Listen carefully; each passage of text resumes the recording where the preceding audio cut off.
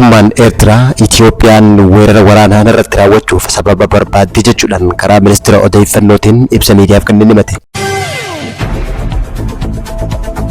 Naannoo Oromiyaa irraa ka'uun dubartoota ulfaadhe deebisaa kan turte ambulaansii fi konkolaataawwan mootummaa kanneen biroo maallaqa humnaa ol gaafachaa jiraachuun isaanii dhagahame. Nageenyi bishaanii kallattiidhaan nageenya biyyaa wajjin kan wal qabatu ta'uu pirezidaantiin Masrii Abdul Fattah al-Siisiin gorsaa pirezidaantii Ameerikaa Maasaat Biluutti himee jira.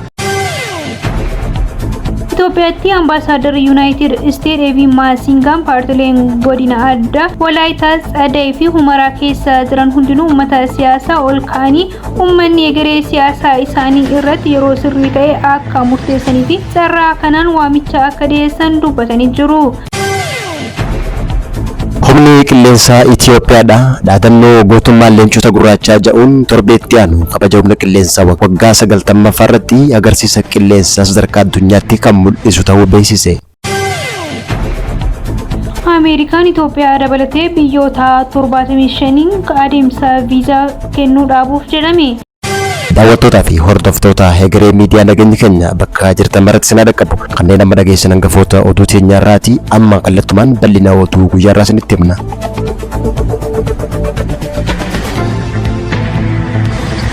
Mootummaan Eertiraadha Itiyoophiyaan weerara waraanaa irratti raawwachuudhaaf sababa barbaaddi jechuudhaan karaa ministeera odeeffannoo Yemaanee Gabra Masqaliin himate. Ministeerri odeeffannoo Eertiraa eega Itiyoophiyaan mootummaan Eertiraa gareewwan finciltootaatiif meeshaa waraanaa erguu hidhachiise jechuudhaan himateen booda ibsa miidiyaaf kanneen Itiyoophiyaan lola irratti labsuudhaaf sababa barbaadaa jirti jechuudhaan dubbate. Guyyaa kaleessa poolisiin federaalaa Itiyoophiyaa rasaasa mootummaan Shaabiyaadhaa faannoodhaaf ergeen kan magaalaa Maqaleetii gara Shawaroobitti fe'amuu deemaa ture to'annaa jala oolchuu eega beeksiseen booda ministeerri odeeffannoo Eertiraa Yemaanee Gabra Masqal guyyaa irraa deebii laateetti jira.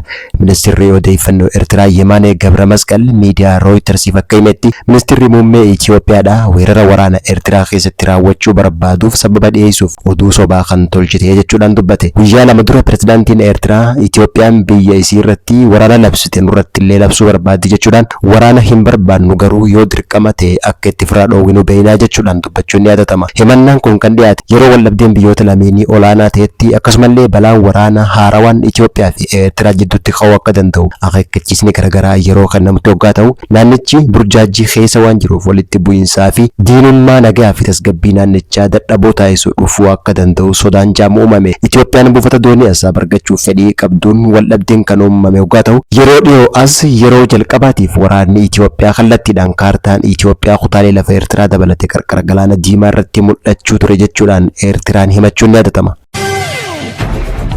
Naannoo Oromiyaa irraa ka'uun dubartoota ulfaadhe deebisaa kan turte ambulaansii fi konkolaataawwan mootummaa kanneen biroo maallaqa humnaa ol gaafachaa jiraachuun isaanii dhagahame.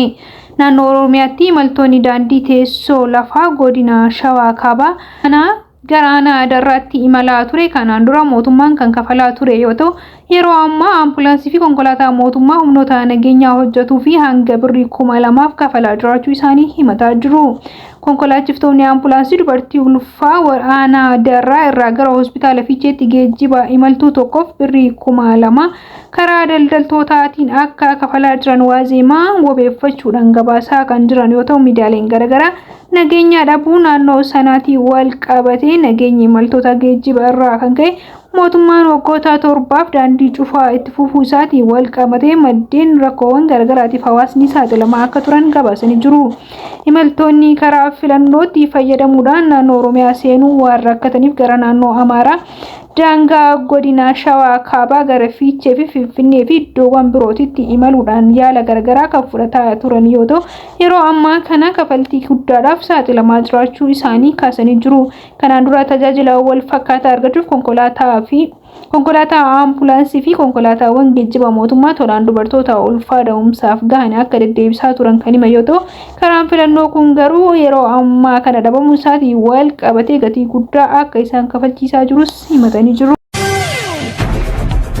Nageenyi bishaanii kallattiidhaan nageenya biyyaatii wajjin kan wal qabatu pirezidaantii Masrii Abdul Fattah al-Sisiin gorsa pirezidaantii Ameerikaa Maazaat Biluutti himeeti jira. Gorsaan olaanaan pirezidaantii Ameerikaa Doonaald Tiraamp kate Maazaat Biluu guyyaarraa amajjii 15 bara 2026 dhimma biyya Arabaatii fi Afrikaa laaluudhaaf magaalaa guddoo Masrii Kaayiroo seenuu mul'ate. Waajjira pirezidaantii Masrii akka ibsetti gorsaan kun pirezidaantii Masrii Abdul Fattah al-Sisii wajjin marii kan taasise hoggaa ta'u mariin tunis dhimmoota naannicha keessatti faayidaa waloo qaban hedduu irratti kan xiyyeeffate ta'uu ibsee jira. Waajjirichi haala yeroo Sudaan keessa jiru mata duree marii ijoo ta'uu ibsuudhaan al-Sisiin tattaaffiin pirezidaantiin Tiraamp Sudaan keessatti nagaa buusuuf tattaaffii taasisaa jiru akka deeggaruu fi abbaa biyyummaatiif tokkummaa Sudaaniif kutannoo qabaachuu isaallee hubachiisee jira. Dhimmi laga Abbayyaatis marii kanarratti kan kaafame hoggaa ta'u pirezidaantiin Masrii Abdul Fattah al-Sisiin gorsaa pirezidaantii Tiraamp kanaaf nageenyi bishaanii kallattiidhaan nageenya biyyaa wajjin kan wal qabatu ta'uu itti himu ibsi waajjirachirraa bahee mul'isee jira.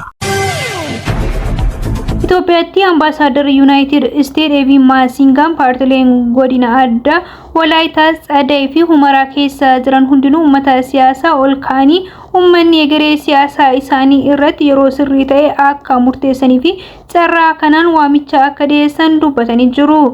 Ambaasaaddarichi waamicha kana kan taasisanii ergaa dabarsaniin daawwiiwwan godina akka Walaayitaa Tsadee fi Humaraa naannoo Tigraay fi Amaaraa gidduutti argamu daawwataniin booda yoo ta'u mootummaan naannoo Amaaraa jalatti hundeeffamaa har'aa erga daawwatanii booda Ambaasaaddarichi Ameerikaan adeemsa lammiilee hundinuu eessa akka jiraatan haala nageenyaa fi ulfinna mirga dhala namoomaa isaanii akkaataa itti kabachiifamaa jirurratti hordofii taasisaa jiraachuu isaanii kan kaasan yoo ta'u bu'uura kanaan Itoophiyaan durfamuun dhaabbata mootummoota gamtoomaniin deeggarsi hawaasaaf taasifamaa jiraachuu isaa akka arganii jiranis dubbatanii jiru. Maasingaan kana hojiirra oolchuun walxaxaawwan rakkoowwan naannawicha jiru guutumaan guututti furuu akka hin dandeenye himuun garuu nageenyi namoota walitti bu'iinsa kanaan miidhamanii dursa kennamuu akka qabus dhaamsa dabarsanii jiru. Ambaasaaddarichi rakkoolee bu'uuraalee misoomaa miidhaawwan garaagaraa mudatanii fi hanqina tajaajiloota yaalaa kanneen biroo dabalatee uummanni naannoo sanaa mudachaa akka jiru kan himan yoo ta'u Maasingaan itti dabaluun deeggarsi dhala namoomaa namoota qe'ee isaanii irraa buqqa'aniif akka idil addunyaatti taasifamaa itti fufuu qabu kan himan yoo ta'u garuuyyuu deeggarsi namoomaa godhamaa jiru kun furmaata itti fufiinsa qabu waan hin taaneef mootummaan biyyattii hawaasa kana deebisee qubsiisuu fi mirga walabaa isaanii eeguu akka qabus dhaamsa dabarsanii jiru. Humni qilleensaa Itoophiyaadha. Dhaatannoo gootummaa leenca gurraacha jedhuun torbeetti aanu kanaan kabaja humna qilleensaa waggaa 90ffaa irratti agarsiisa sadarkaa idil addunyaatti mul'atu kan agarsiisu ta'uu beeksisee jira. Imala gootummaa, olaantummaa, teekinooloojii fi abbaa biyyummaa waggaa 90 kabajuuf qophii xumurree jira jechuudhaan kan beeksise humni qilleensaa Itoophiyaadha.